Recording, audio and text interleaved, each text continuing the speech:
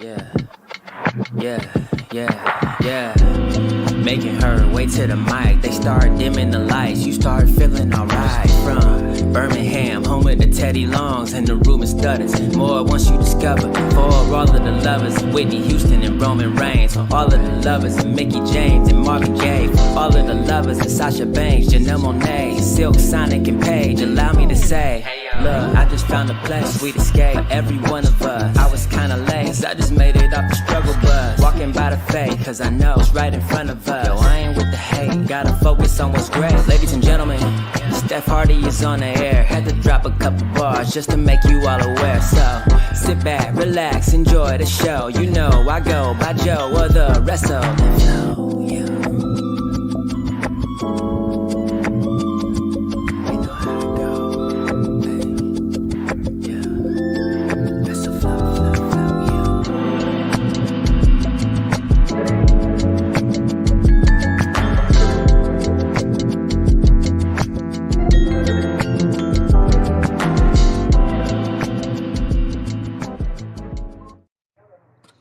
Hey y'all, welcome to the Hardy Wrestling Podcast Live Vibe with your girl Stephanie Hardy, your host and creator of this fabulous show, host and writer for Women's Wrestling Talk and color commentator feature on the Belladonna Division, Battle Club Pro and Black Girl Magic 2022, and soon to be Spartan Wrestling. I am so happy to be with you guys on this Saturday. I know it's a little bit different because I usually don't do shows on Saturday, but here we are, and it's a relaxing weekend. I hope you're having a fantastic, relaxing weekend along with a really good week as well.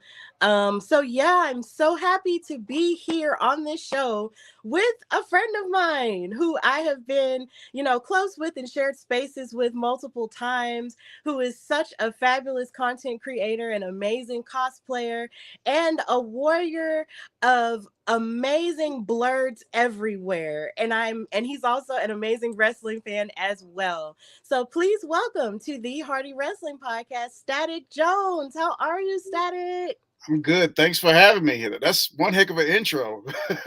Yes, I love doing intros. They're fun. Especially when the people have such amazing stuff to create an intro out of. I just love doing that and bigging my guests up and making them feel like they're at home and making them feel like they're welcome. So here you are. Yeah, How are finally you? here. Yeah. All right. So I'm going to start off by asking you the question I ask all of my guests, and that is, when did you fall in love with wrestling? Oh man. It was around the time when Austin beat Sean for the title he won his first title belt. Mm-hmm. And around that time, I wasn't really into wrestling. I was still watching cartoons, like watching Power Rangers and stuff like that. And then I got in, and then I made it to, I think it was like third or fourth grade. And I hear everybody talk about how cool Stone Cold Steve Austin was. I hear people talk about, and I never got the chance to see him until I was at a friend's house, and his uncle was showing the WrestleMania pay per view where Austin beat Michaels for the title, Mm-hmm. and I finally got to see him in action, and I got hooked ever since. Okay, so you're a Stone Cold Steve Austin guy. That Right, was like that was your entryway into that. And that's a really good entryway because when you think of Stone Cold, he's like the seminal wrestler of the 90s. Like that's the one that a lot of people bring up alongside The Rock and stuff. And then when you think about Shawn Michaels, he's just timeless. Okay, like he's right, always relevant. He's the blueprint for a lot of wrestlers that we see today, and exactly. that's just an amazing way to start, like that's really cool. So before we get more off into the wrestling component of it, like how the way we met was through cosplaying and also through, Blerd Over and the conventions and stuff that Alabama does have, because we do have plenty of conventions that go on in the city and stuff like that. So when exactly did you know within your heart that you were an absolute blerd and that this was something that you came to embrace on your own? Like, what was your journey with that? It started around my senior year in high school. I graduated back in '08, Mm-hmm. and back then, like nerd culture wasn't as acceptable as it is now, Mm-hmm. and I got bullied for liking a lot of the stuff that I like, and I just decided to just keep it to myself. But as I got older and as uh I was getting ready to graduate, so it wasn't gonna matter anymore. I just decided to embrace it. Yeah, I'm a black kid that likes anime. I'm a black kid that likes Power Rangers. I listen to rock and metal. One of my favorite bands of all time is POD, Mm-hmm. and I love wrestling. Even though everybody stopped after Austin and The Rock left, that's when a lot of people just jumped off. But I continue to watch it. Mm-hmm. Yeah, and I 100% get that. Wait, hold on. We got someone in the chat, Najaquin, my love. He says, wasn't he just dressed as a wrestler, Super Mario? Yep, that's me at Momo Oh, Con. what's up? Yes, that's a great question. And that was a great cosplay. Like, that was a beautiful mixture of the two, you know? And it's so funny you said that you graduated in 2008. And what high school did you go to again? Because you are from here in Alabama, like me. Minor high school. Okay. Yeah. See, that's when I started high school in 2008. Oh wow. Yeah. We just miss each other. Right. Like I started high school in 2008 at Fairfield. So it was kind of like the generation is like a generational thing right there. It's like you ended your high school journey and I'm starting mine right at that point.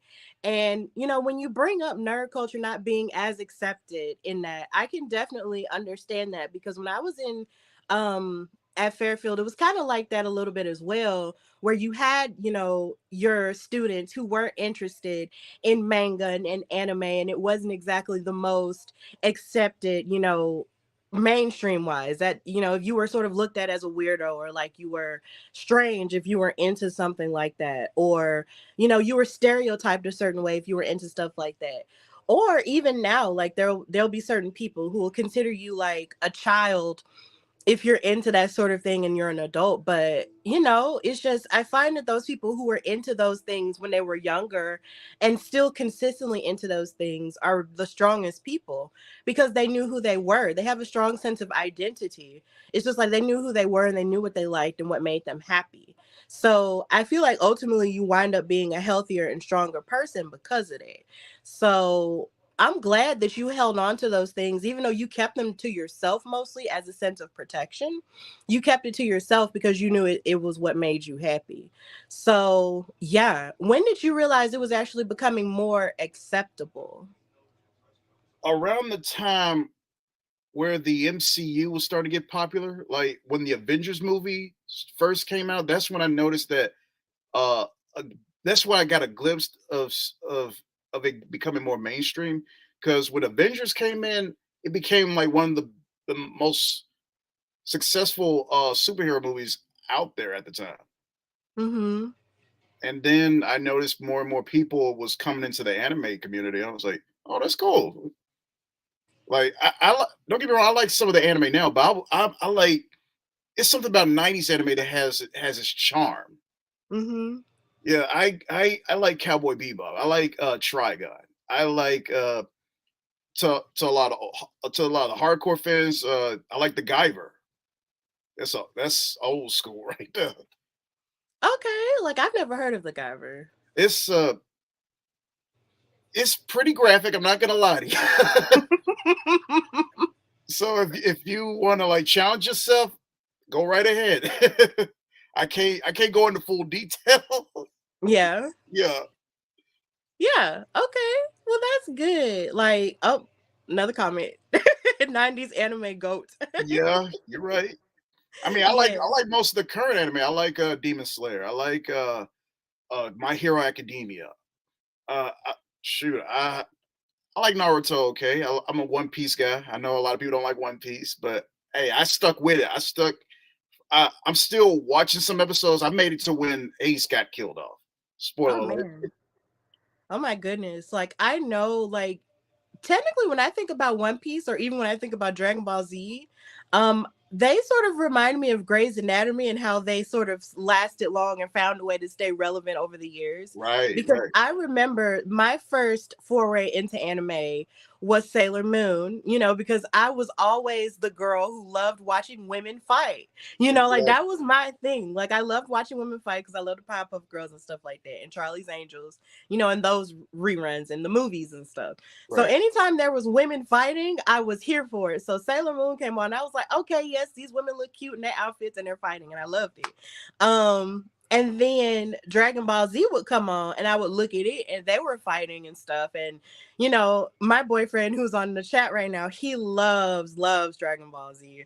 Like, there's so much lore to it that even I enjoy now, every now and again, even though I don't watch it as consistently as a lot of people do. Like, I still appreciate it more. Then the older I got, the more I realized Dragon Ball Z is basically like wrestling with superpowers. Exactly. And you know what? Even though like Dragon Ball Z was like the confirmation that I became an anime fan. Like I've seen shows back then that I didn't even know were anime because because back then when I was a kid, they kind of like they sprinkle it in with all the other cartoons, Yeah. like Fox Kids, like Sailor Moon was in that list. You had the Ronin Warriors, and then you had this a very obscure show called Samurai Pizza Cats. Oh. It came on right before Sailor Moon back then, and I didn't even know these were anime. And then years later, I saw Dragon Ball Z, and then years later, I found out that all those other shows were anime. Like, so I've always been a fan of anime. Yes, it was Didn't even always realize it. there.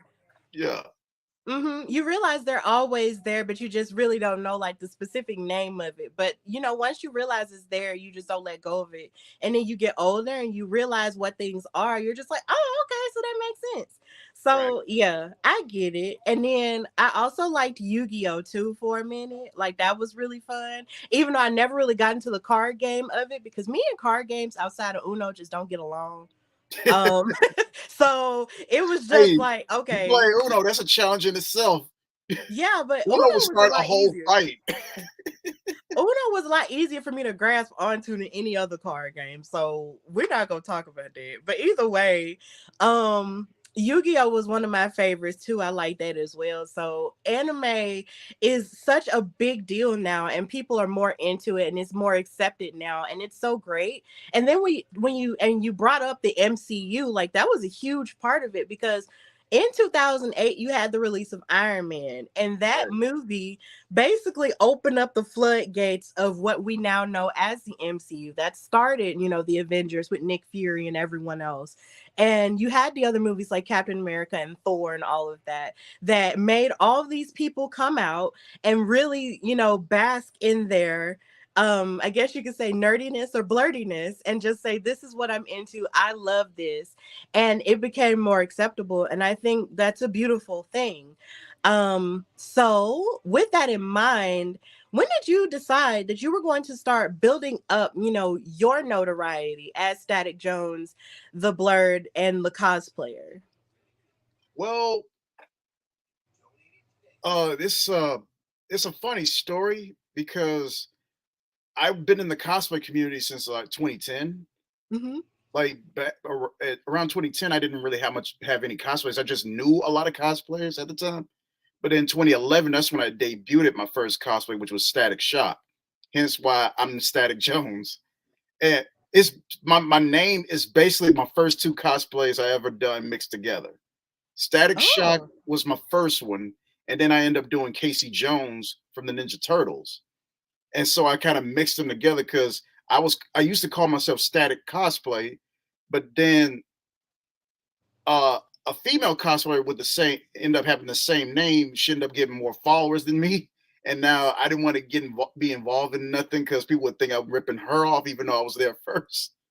But so I just decided to just give myself a last name. So I just mixed the two cosplays I've done together: Static Jones, Static Shock, and Casey Jones. Okay, that's smart. I like that. That's really cool. And then in the midst of that, you built up your notoriety. You combined Static Shock with Casey Jones, and then you've grown to just have all these amazing cosplays that I've seen. You've been Superman, you've been all kinds of things like in the comments, like my boyfriend said, a wrestler, Super Mario, and even more recently, you were even Jay Briscoe. Like, Yes, rest in peace to him. yes. You cosplayed as him, so it's just like you've cosplayed wrestlers, multiple times. Like, you've just been all kinds of people, and you're just so creative, and it's just so colorful with the way that you stand out with it. Like, your cosplays are really really beautiful. Like, Thank it's you. amazing. Yes. So I, when did you oh, go ahead, I'm sorry. oh, go no, go ahead, finish.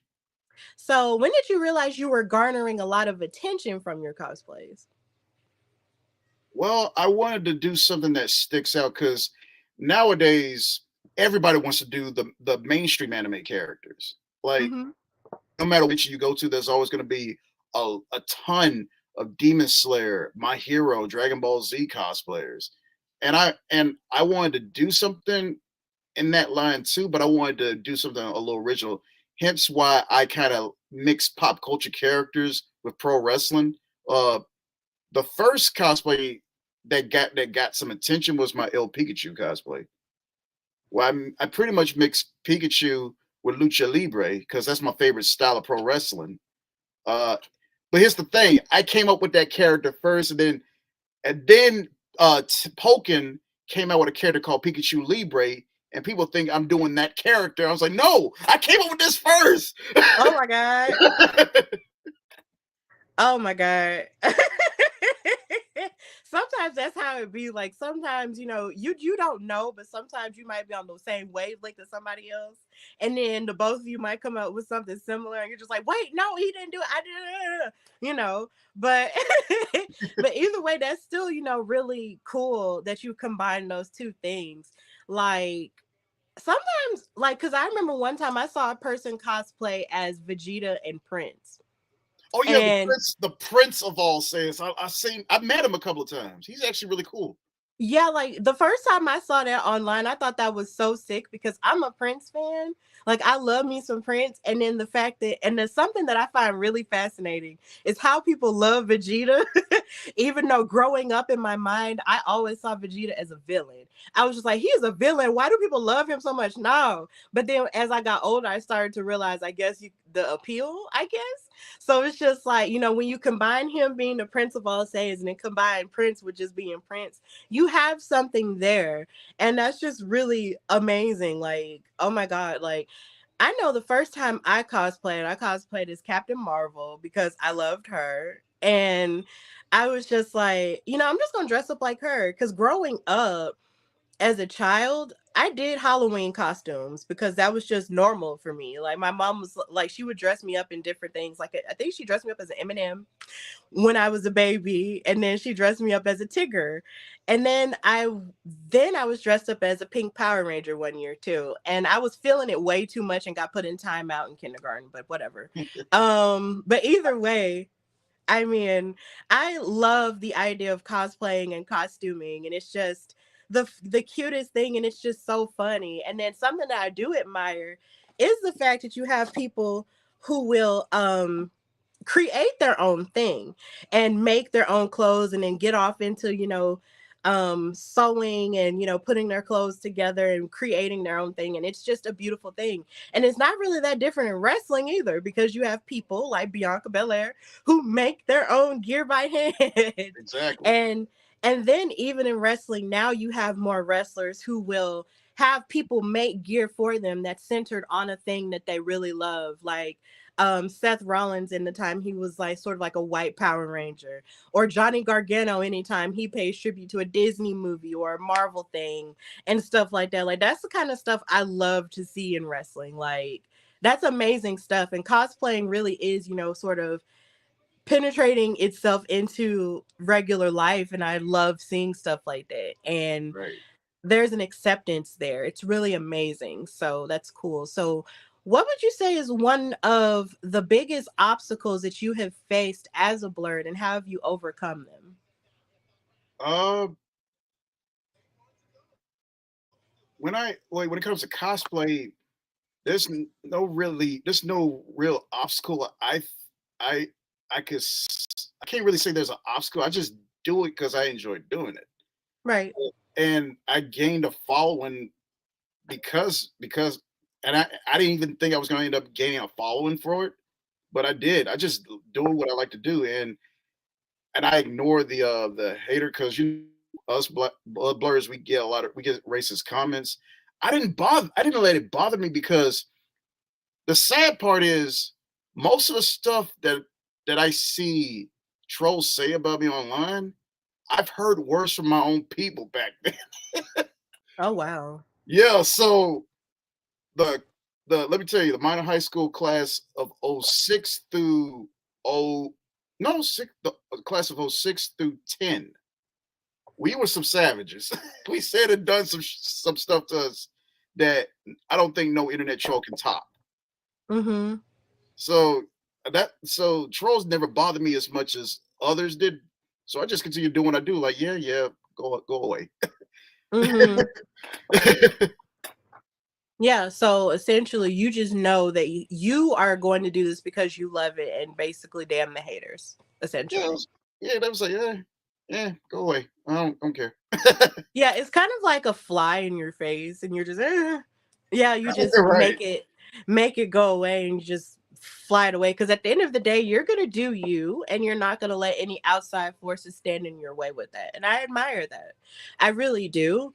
And then some of the most hurtful things can come from the people who are the closest to you. And that right, is really true. That's a lesson that I've even had to learn myself. Some of the people who you love the most or the people who you would think would support you the most are the ones who hurt you the most too. And it's just, and it's painful, but it takes a lot of inner strength and a lot of inner work and healing in order to move past that and decide that you're going to be who you're going to be. Because I mean, at the end of the day, you know you're not going to stop. yeah, So, and a big factor though, I will say, you probably noticed I got more into fitness. mm-hmm, Like the gym life actually helps a lot, and it relieves a lot of stress that I have from the world. Because outside of the cosplay scene, there's just some days where I'm just overwhelmed, and then I go to the gym, and all of that just gone. Just put me next to a bench with some with headphones, listen to some of my favorite music, and all that just disappears. So I I mean, I get it's not for everybody, but I highly recommend going to the gym. yeah, I've been seeing you've been getting your fitness on and stuff. And I think that's amazing, because if that's your journey and you're trying to improve yourself, then of course, that is a form of therapy. So since you do fitness, what would you say is like your favorite day? Do you love leg day or arm day? Like which days are your favorite? I hate leg day, but but I can't skip it. Yes. But I would have to say it's chest and arm day. Mm-hmm. Yeah, I love those because I get to test my limit with arm and leg day. Mm-hmm. But Okay. I don't go too crazy. I just like to see, okay, let's see if I could go just a few more reps, just a few more reps. Yeah, Mm-hmm. Well, right. that's good. I'm glad that you're challenging yourself in that way and basically, finding that form of therapy. Like I like that a lot. See, I just go for walks, so I'm just doing that little by little each time. Maybe I'll transition into gym life at some point, but for now it's just the walking and I'm being more consistent with that. And that's working out well for me in terms of that and also, taking out red meat. That's working too. So, yeah. Oh, that transition. Yeah. That was that was a struggle because Mhm. I love red meat. I love steak, so had to take that out just to drop a couple pounds. It was hard to do, but I did it. I will say this: you will grow tired of chicken and fish. Yeah. You do have your moments like where you get tired of that, but And I'm a there. seafood guy, and Mhm. it was I came to I got into a moment where I just got tired of seeing fish. Mhm. Yes, I get it. You just get tired, but the results are worth it and Right. it's much healthier in the long run. It clears you up and that's fine.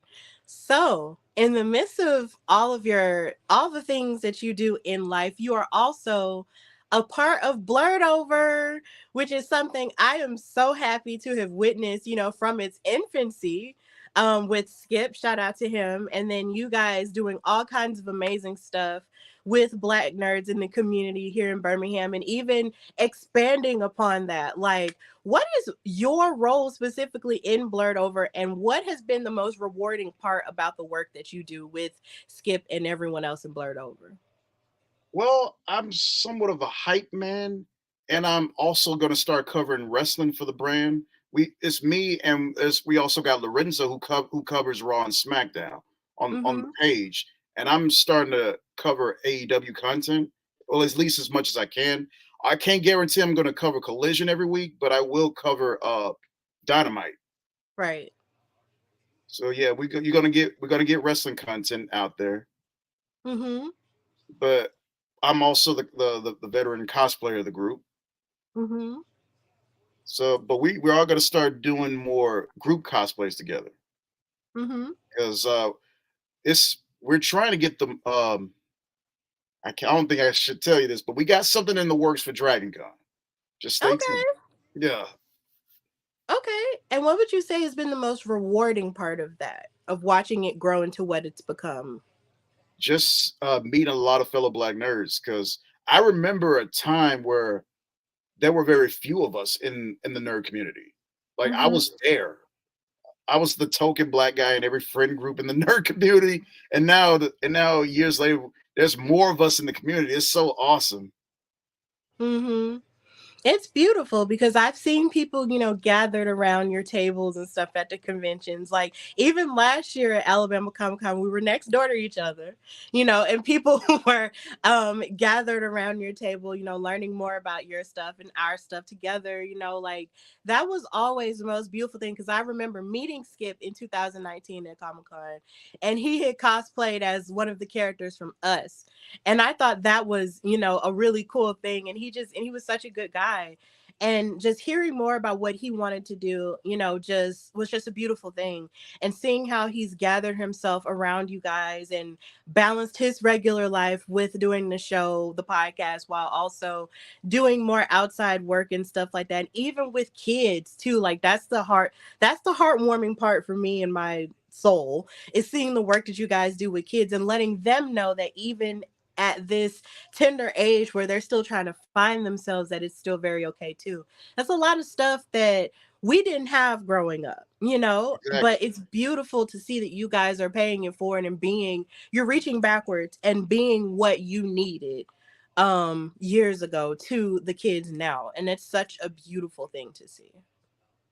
Yeah, it's very beautiful.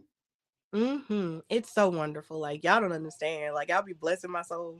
Like when I see that on social media, I'm like, look at her go. And it's great. I love it. And So we're trying to start filming more skits because we kind of got inspired by guys like King Vader, Caleb City, and RDC World. We kind of got yeah. inspired by them, and we're going to start making some of our own Blurred Over skits as well. Mm-hmm. That's It's already starting to happen. We got a few on our YouTube right now. okay.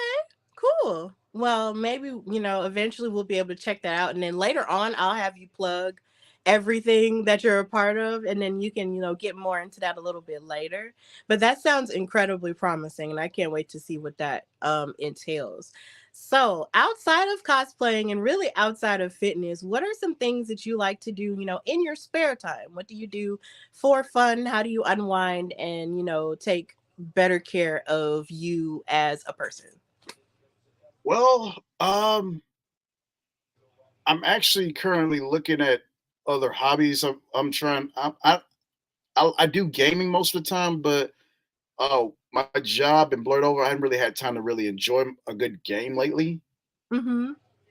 But I'm also looking to get into rock climbing. Okay. You mean like actual rock climbing or like Oh the things no, that they do in the Oh, not the actual rock climbing, just those ones where you see a whole bunch of people just train and go up those little fake rocks. I'm trying to get Those, more okay. into that. Yeah, I'm trying to get it try out other fitness related hobbies. Mm-hmm. Trying to see how good I am at climbing. Okay. Cool. That sounds really nice. Like, I think I may have tried that one time for fun and just didn't really like get fully into it, but that's really cool that you're starting doing that, and then hopefully you'll get more into gaming. Like, I know my boyfriend just bought Street Fighter 6, so I can't wait to start playing that. And then Zelina Vega is a commentator on there, and that's my Right? favorite. I love her. I love her so much. And so getting to play that game and hear her voice is just gonna be so lit. Like, I cannot wait for that. I ain't So gonna lie, I had the biggest crush on her even during her TNA days when she was known as Rosita. I yes. used to love her.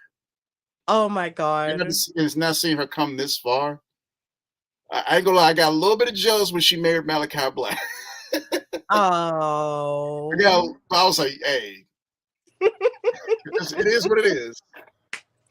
Hey, it's okay. I mean, love is love, but crushes are crushes. But I get it. I get it. I seriously love her, and watching her grow and hearing about her life story is just amazing. And seeing the moments that she's having this year, like, I'm definitely pushing for her to win Money in the Bank this year. Oh, Like, I absolutely. really am. She is my fave for it, and I've been wanting her to have more for a long time anyway, but seeing the way that she was, embraced at Backlash, going back to Puerto Rico and everything and having her moment versus Rhea, even though she didn't win per se, it's just the moment that she had.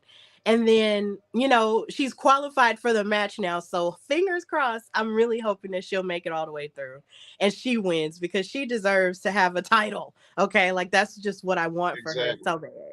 So shout out, big ups to Zelina Vega, and big ups to Malachi Black too, because he does cool stuff as well. Yeah, he's opened up a gym now. Did you know that? Oh, really? Yeah, he's him and he's actually like fixing it up now. Like he's about to start his own little gym. Oh, cool. That's great.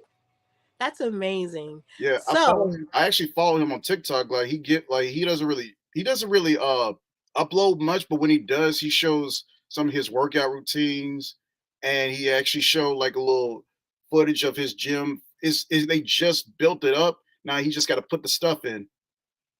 cool. Like, that's really good. I love that. So, in speaking more about wrestling, there is so much and has been so much that has happened in the wrestling landscape in like the past 3 years when you think of, the pandemic, and even after that point, like, there's been so much that's happened. So how are you feeling about the state of wrestling now, and what's good about it and what can be improved upon it in your opinion? Uh, well, when it for AEW, stop having Tony Khan stop doing announcements every week. every Okay. like every week is a special announcement, and then when we get it, it's like, oh, that's it. All right. But for WWE,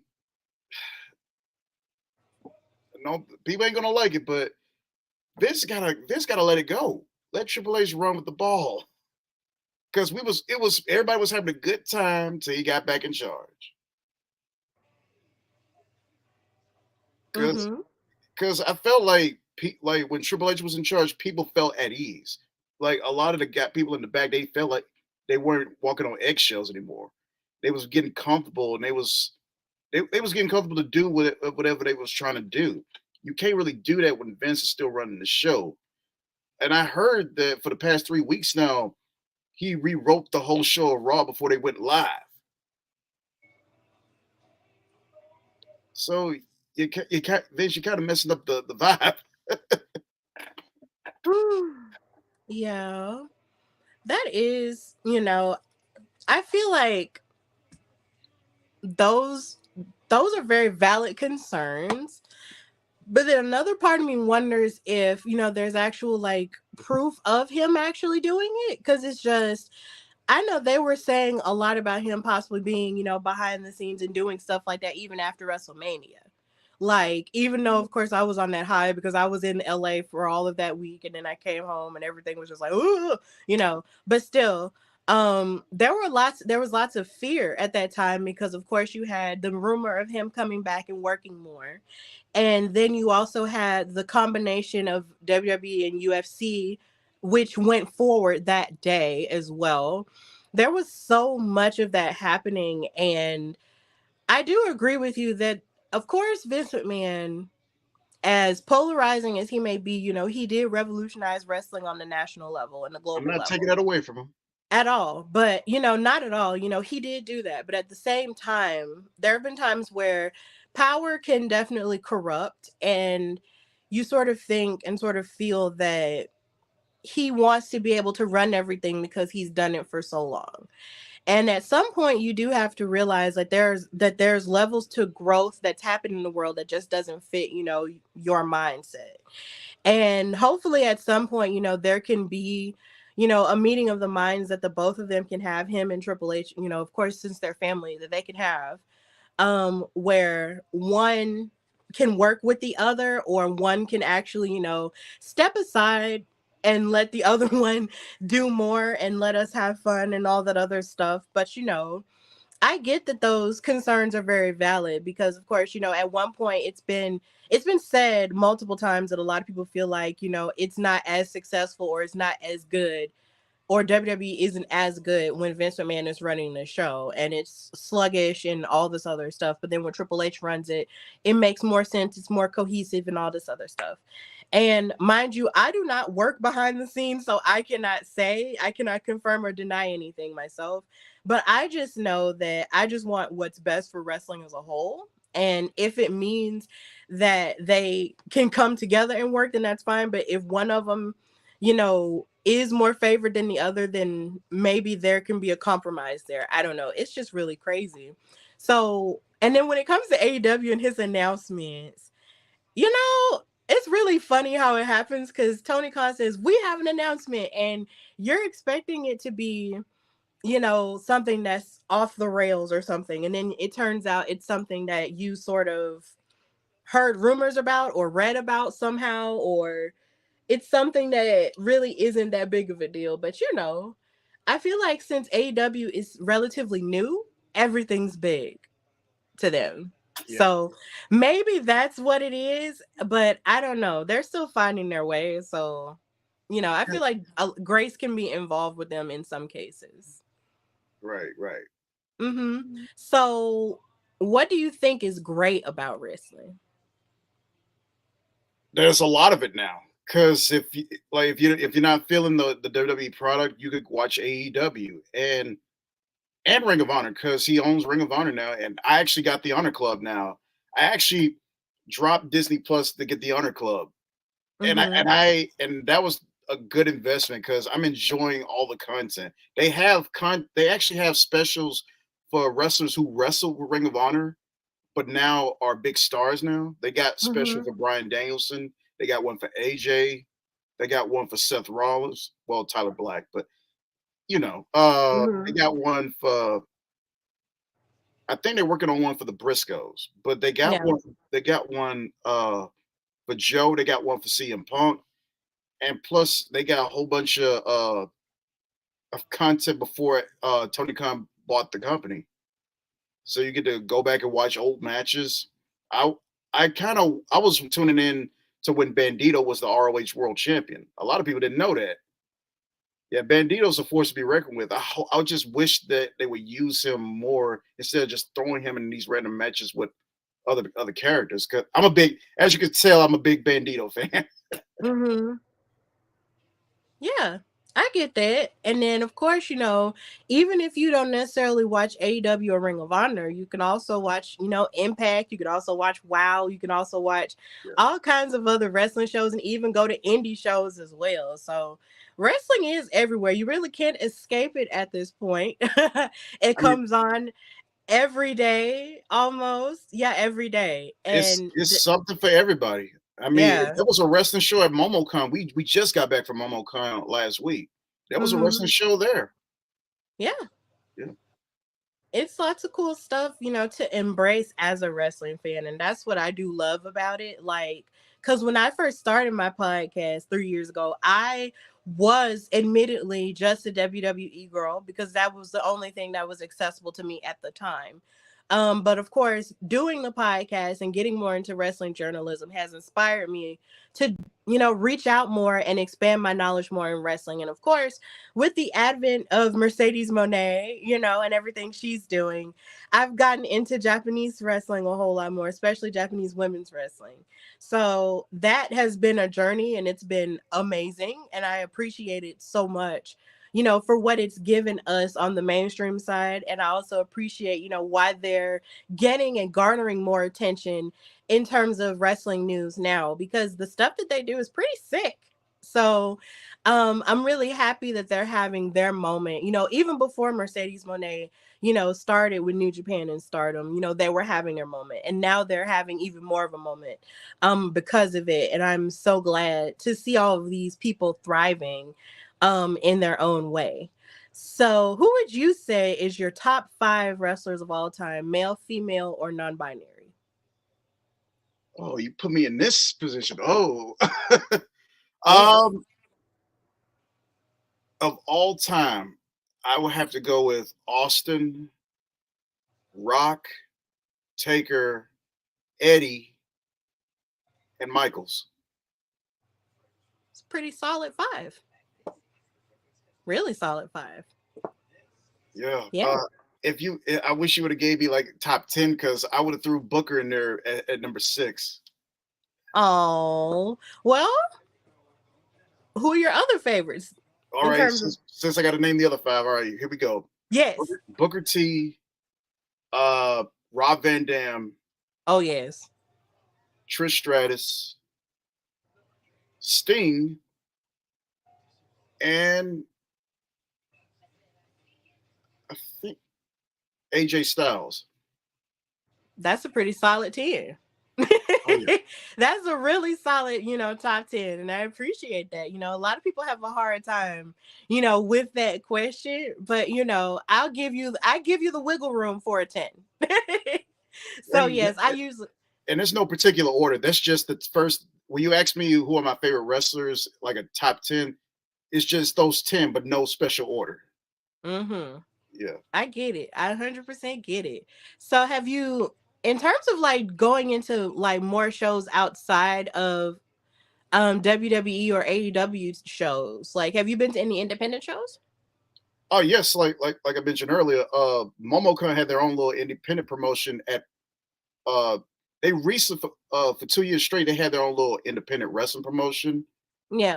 in at the convention, and I just walked by and I saw a ring and I was like, wait a minute, they got wrestling? Oh yes, sir. Let me see what's going on here. Mm-hmm. And I met some cool people. Like there's some pretty interesting young guys coming up. So I can already see a lot of them. I can say that a lot of them are going to be something in a couple of years.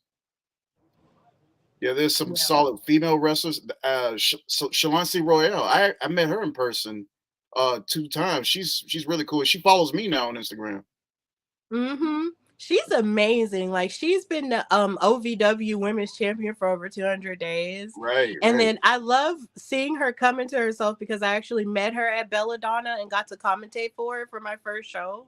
She was amazing even then. And it's just seeing her grow into this champion now. I really feel like she is going to be a star wherever she decides to go. I cannot wait to see what more she's going to do. Like I love her so much. She's so sweet. And she did a really good job with her match with Ty Conti in at AEW Dark. Yes. Yeah, I was so happy for her. Like two people that I know wrestle in Dark is Big Smooth and Shalonce. Mm-hmm. Yeah, Big Smooth. They both did a great job. I was so happy for them. Yes, I had Big Smooth on my show when I was just doing audio, and I feel like it's well overdue for me and him to have a face to face. Oh yeah, Well overdue. he's hilarious. Like the times I talked to him, me and sorry, but First we, phone call me, on the me Hardy Wrestling Podcast. yeah, me and a friend, we was they let us be they was they used us to be the cameraman at these indie shows, and Big Smooth was a part of a lot of them, and I ended up becoming friends with him. He's hilarious, and when you get to know him, Mm-hmm. completely the exact opposite of his in ring presence. That's how Yeah, he usually is. You have the meanest wrestler, the biggest heel, and they turn out to be the nicest nicest people you ever meet. yes, like Big Smooth, he's a very intimidating figure in that ring. When he gets in that ring, he handle his business. Okay, I Right. love it. I love his persona that he has. It's really cool, and it's just really amazing when you look at the indies and you see these people rise up, and then eventually when you see them on TV, you be like, I remember you when blah blah blah. Like it's so cool. It's amazing. Yeah, it's like the equivalent to an indie rapper or an indie band that you really liked, and they Hmm. somehow get and they eventually make it mainstream, and you'd be so happy for them. That's the exact it's the exact same thing. Mm-hmm. Exactly. And speaking of mean people in wrestling, I do have one question for you though. How do you feel about this bloodline storyline? And how do you feel about its chapters and where it's currently going? Because of course, that's the biggest story that's been permeating throughout wrestling in the past 3 years. So how are you feeling about where it's going and what it's doing for wrestling as a whole? It's it's probably one of the best things WWE is doing right now, and you actually get to see the acting chops of the Usos. Like Jay has, I mean, is it yeah, Jay done a Yeah, it's really Jay. Jay's his performance has been great. I became a huge fan of Jay Uso just by himself. Like I always liked the Usos, but now I get to see how they both act outside of their in ring performance. I'm a fan of Jay Uso, and Mm-hmm. Jimmy really surprised me too. That's what I like about this storyline. They make every character seem important. Like no one's in the background. You can't really say that with a lot of stable storylines.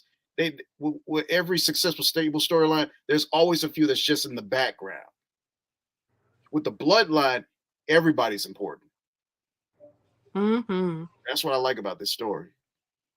Yeah, because it's like because of this story, there have been people highlighted in a way that you didn't think was even possible at this point, because a lot of the people involved in this storyline are people who are like pillars in a way, if you could use that word, pillars of our lives when it comes to wrestling in the past 10 years or 20 years even. Like when you think of Paul Heyman as an advocate, and looking at him being the wise man of Roman, it's like there's a whole litany of fans now who might not have known who he was to wrestling back in the day who know who he is now, and then they can find that out. And then you have Solo, who came from NXT but then also had a following in the indies as well. He's a part of that family, but he has more exposure because of that, as the enforcer, um and also as the Usos brother too. And you have the Usos, who's probably one of the greatest tag teams ever. Twin Absolutely. brothers, sons of Rikishi, just like Solo and everything. And you're seeing them individually stand out, as well as you've always known them as a collective. They won titles multiple times. They were always the dudes who you could count on for a little bit of a laugh, but then they'll get serious. But now you see them in a whole new way and in a whole new light. Like seeing the main event WrestleMania this year against Kevin and Sammy was amazing. It was amazing stuff right there. Like that's not something you thought you'd ever see in the main event of a WrestleMania ever. But the fact that it happened, off the strength of that story, it's insane. Yeah, absolutely. And I was really happy for Kevin and Sammy because I used to watch these guys in Ring of Honor as a team. Like back when Sammy had the mask on as El Generico. Uh, Exactly. I watched these guys when they debuted as a team to when they broke up and had to fight each other in Ring of Honor, and now to see them years later, they're a team again and they win the tag team titles at the biggest stage. That's so cool. It really is. Like their evolution is definitely something, and you love to see it. And then you have these moments where Sami Zayn is able to have like WrestleMania caliber matches with Roman in his hometown in Canada. And then even recently with Night of Champions, when he was able to go back to Saudi Arabia and reconnect with family members that he hadn't seen in so long due to other stuff. Right. And then him speaking in Arabic to them, just like he was speaking in French to the Canadians. It's just like Sammy is having this big moment, and then you have Kevin along with him as his friend, watching all of this happen. They rose up together, and it's just a beautiful thing. And then, of course, you got Roman Reigns, who is another polarizing personality in terms of his rise in the business. But, he's done the work and he's put the work in to get to where he is. You know, even though a lot of people had their feelings about him, he did work really hard to get to where he's at, to main event in WrestleMania as many times as he has, to make all the milestones that he has. Like, he's done a lot and then survived cancer in the midst of all that. Like, child, Right. yeah.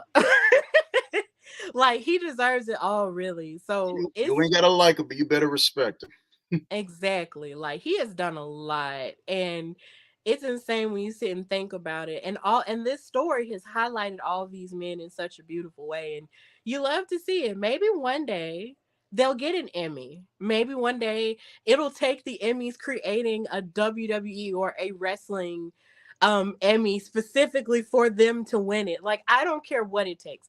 They deserve some. They deserve something. Yeah, Because because they've just been giving us a lot. exactly. Yes, it's fun. I love it. So before I let you go, one more question. What do you say the future holds for you, Static Jones? Uh, I'll continue in doing good things with Blerd Over, and hopefully, my more people start looking at my content because I'm already kind of getting noticed in the wrestling community. Like the Brock Lesnar video I did, Yes, I did not expect that video to blow up, but it got more people looking at me. that was funny. Yeah, I was just pretty much, but that's how I make my content. Like I try to make content without that demonstrates my frustrations with something, but do it in a comedic fashion. I don't want to come off like most of the other wrestling content creators and start just ranting on in front of the camera. I want to do if something really frustrates me, I'm gonna showcase it, but do it in a comedic way. Mm-hmm. Like the whole thing with Brock Lesnar just taking the belt from all the black wrestlers just annoyed me to no end. Like think about it. Even The Rock, he beat The Rock for the title. He beat Kofi for the title. He beat Big E for the title. He beat Bobby for the title. And My heart. it just frustrated me. And then I decided just, you know what, I should make a TikTok about it. And I thought it was funny, but I did not think other people was gonna like latch onto it in the way they did. I'm getting like 557K views off of this. Like, what? Yes, and because it was funny and because of the way you put it, that's why it got the attention it did. And it was really funny, like, because when I saw it, I had actually said something similar on a past episode, of my show. And I was just like, okay, yeah, I said it, and it was received well, but it was just like the way you said it, it was just like, boom, here it is. Here's this visual example, this visual representation of it. And it really resonated with folks and it made people laugh. So, hey, it worked and it was hysterical. I couldn't stop it. It was funny. The moment I got YouTube reactors reacting to my video, I was like, wait, what? Oh, Because I didn't even know this was happening. Like I'm just over here at work, just going through the day at work.